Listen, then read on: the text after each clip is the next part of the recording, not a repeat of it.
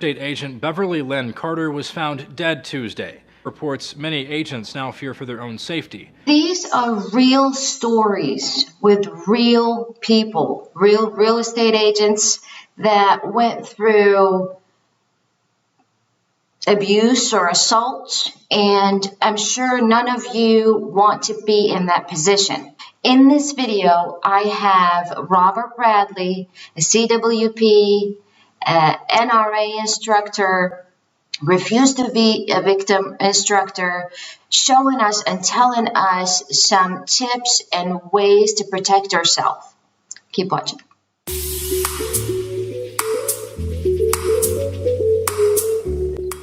I'm Melissa Lightman with Realty One Group Dockside, and welcome back to the Lightman Show.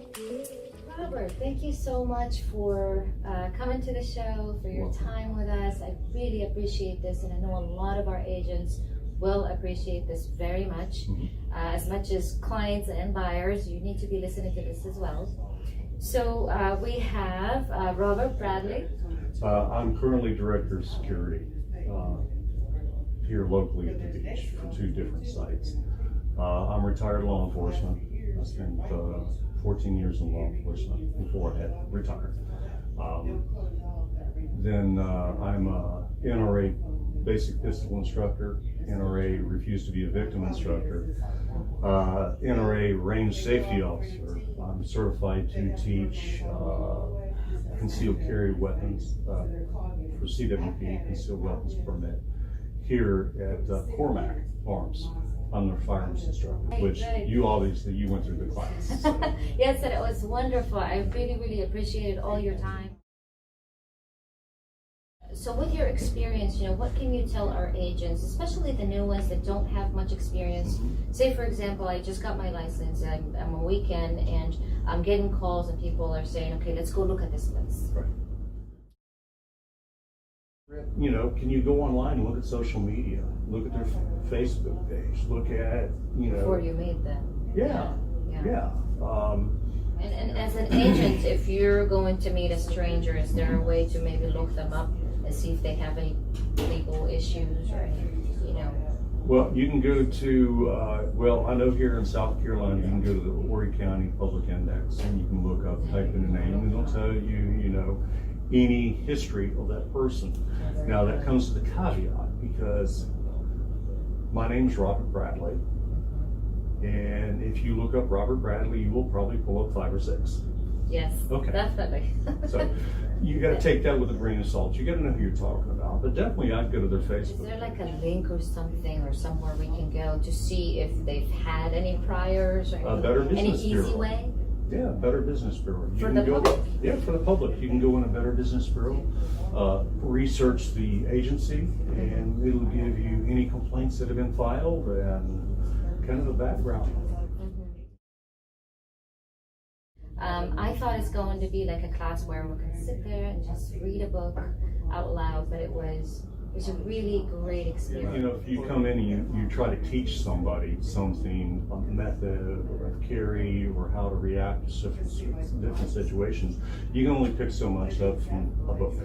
Carrying a firearm has such a huge responsibility to it, because you're responsible for everything you do with that firearm.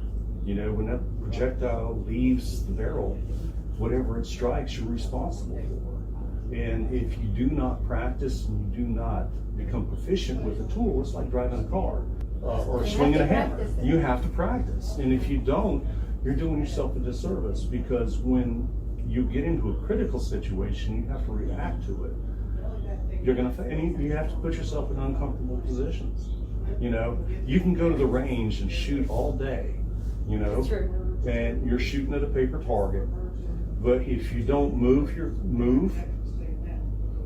if you don't draw from a seated position, how many times are you sitting in a vehicle? Where are you going to keep your firearm? How are you going to access it? And even in a without vehicle, hurting yourself. Without hurting yourself, right? And even if you don't carry a firearm, if you have some sort of defensive tool, where you can keep it, is it going to be accessible when you need it? In South Carolina, we can carry pepper spray, and you're going to have that with you.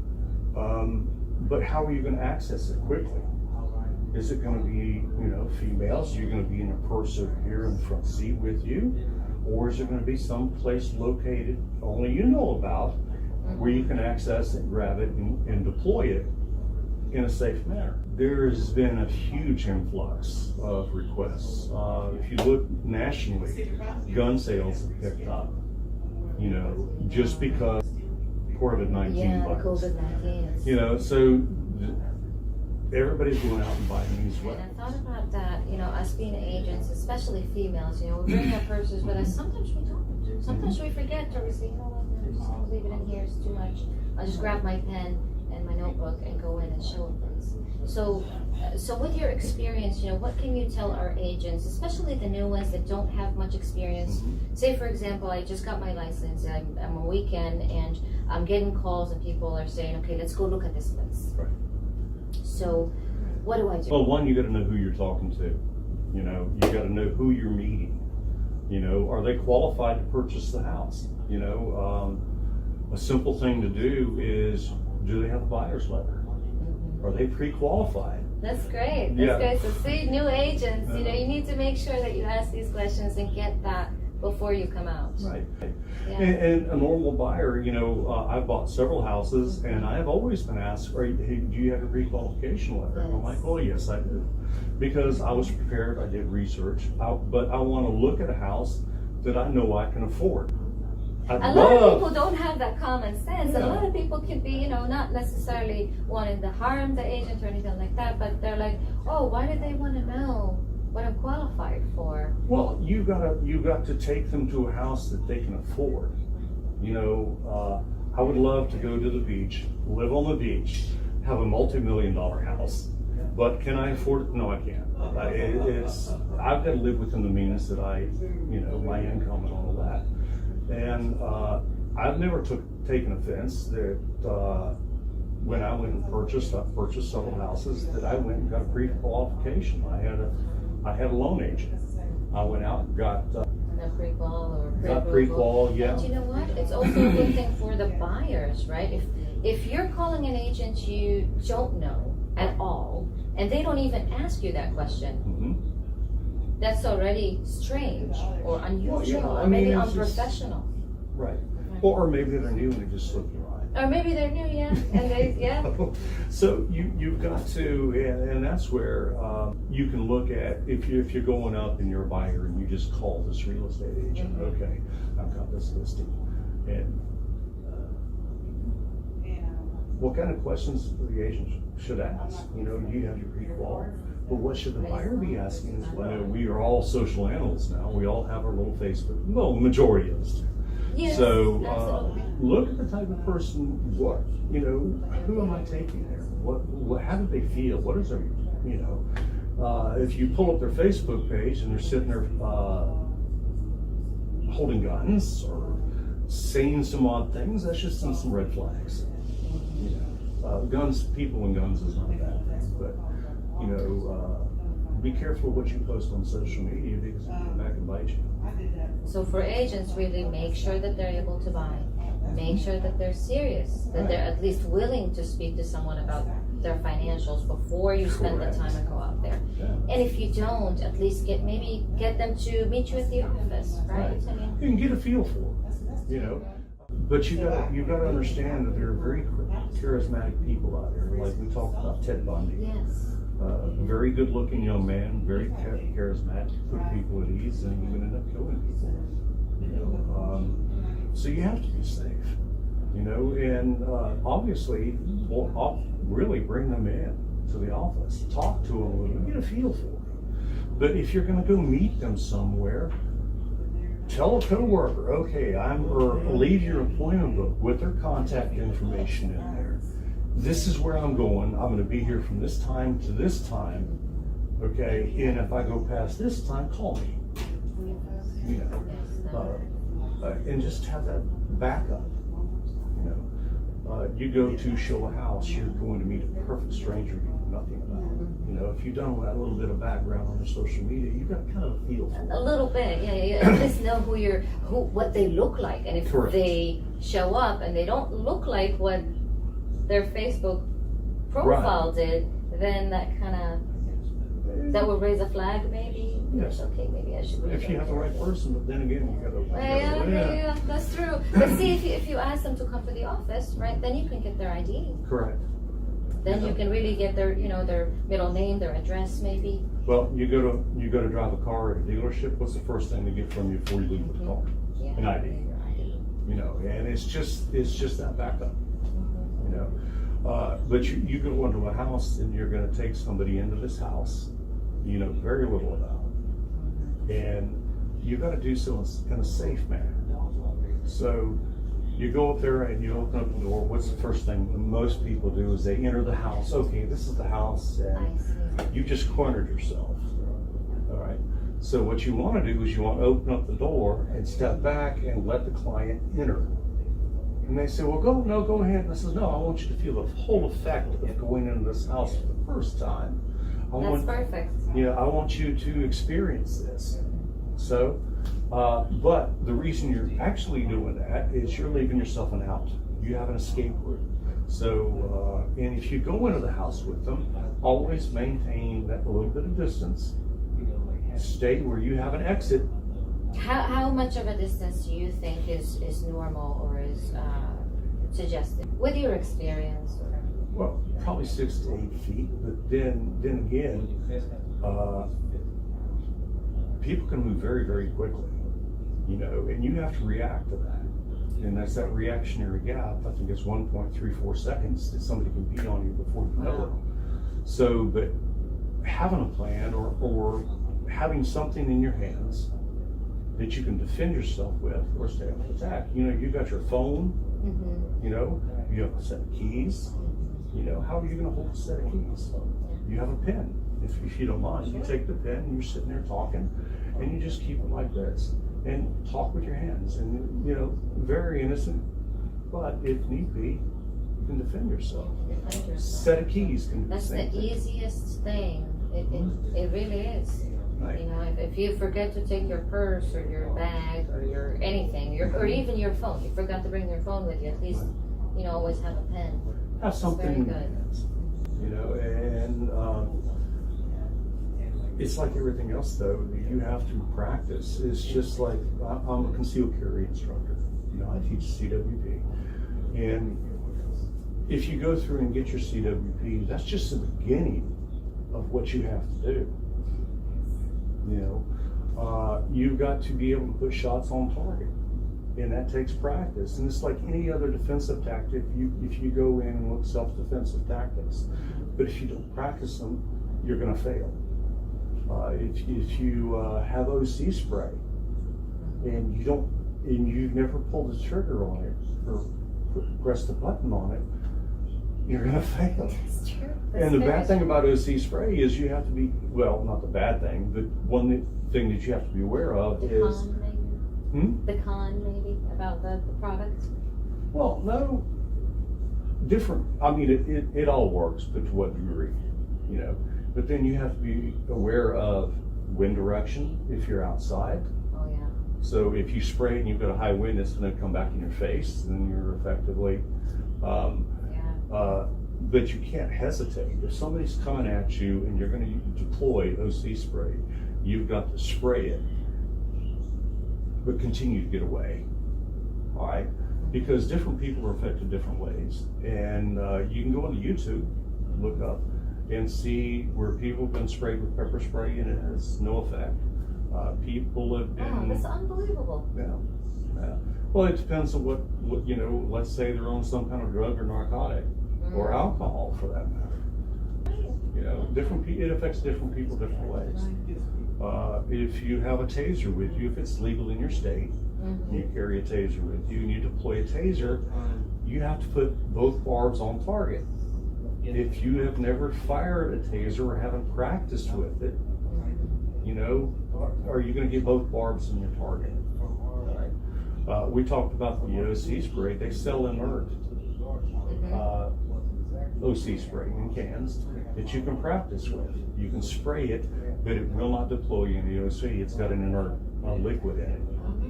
And you can go to places like Gall's or one of these other law enforcement agencies and purchase it. And practice it And that practice way. with it. Huh. Mhm. Well, that's interesting. You know, it's very good. So I mean, so for us real estate agents, first make sure that they are a real buyer. Right. Try to get them into the office just for your safety, Mhm. right? If you cannot, then at least when you go in, you open the door, you stay outside, you let them Right. go in, and you have an exit. Mhm. You're closest to an exit. Is that how you say it? Yeah. And I'd leave the door open, Leave the door open. you know? And our last thing is be ready and do not hesitate. Don't hesitate. And when you're going in the house, don't lead them into like a bedroom or towards a bathroom. Or you just kind of look there and you just kind of explain, I want you to get the whole effect of it. I want you to enjoy it, you know. And I know we want to sell the place, so we want to go out there and point out the great things Yeah. about the house, and you know, and this is really nice here, but you've got to think in yourself, am I backing myself into a corner? Exactly. And you know what? Since we've had the CWP with you, I've been thinking about all these things. Mhm. And you know, a couple of times I found myself in the corner of the room instead. So now I'm at least more aware of these things, Right. and I try to get myself out of that situation. And another thing that I started doing is that when I'm showing a home, you know, I do open the door and I tell them, hey, you know, before we get in there, it's a 3-bedroom, 2-bath. You have a split floor plan. You have, you know, your master on the left side, the other 2 bedrooms on the other side. You have a guest bath where your kids can use their bathroom separately. You have this and that, and you start talking about the features and say, I'm going to open the door in a moment, and you can go in, enjoy the home, take your time, and we'll talk once you come back out. Correct. So maybe, you know, that's another way. And I try to do it. I'm still not, you know, you have to practice it. Like you Right. said, you have to do it so many times that it becomes natural. Right. And it's like, and it's just being situationally aware of your surroundings, always knowing that you have an escape route if you need one, and hopefully you'll never need one.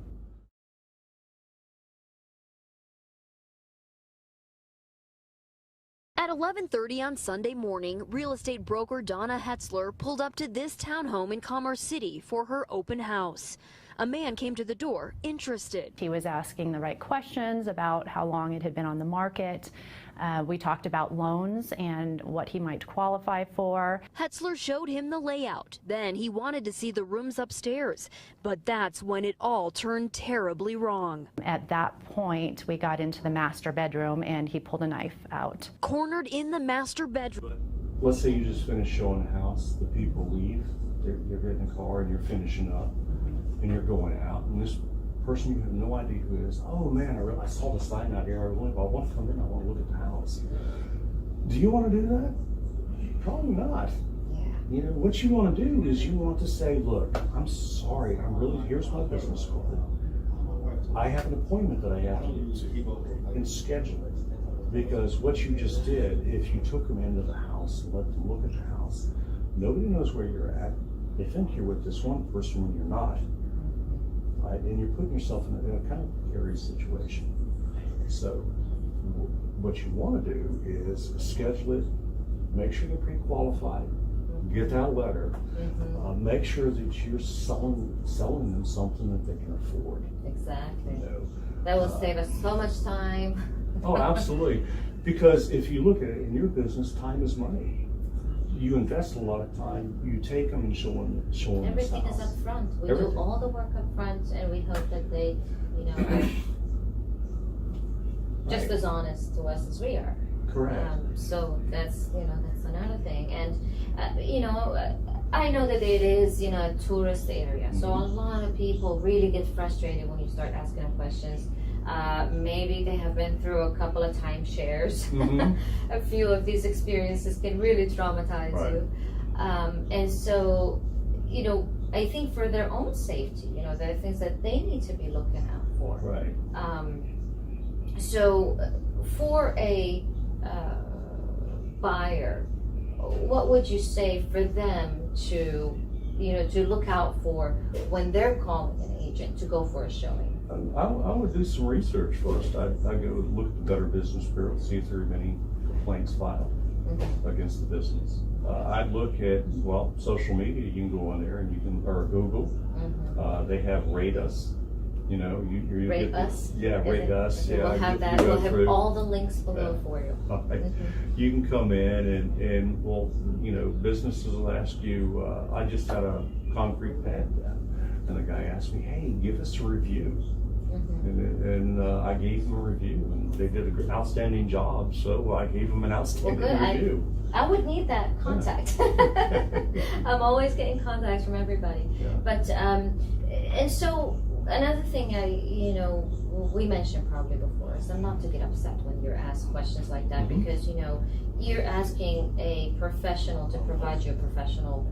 Correct. You have to be ready to answer these questions so they're not wasting their time, and you're also not wasting your time. You know, if you don't qualify anyways, you might as well enjoy the beach. Exactly. So, you know, thank you so much for your time.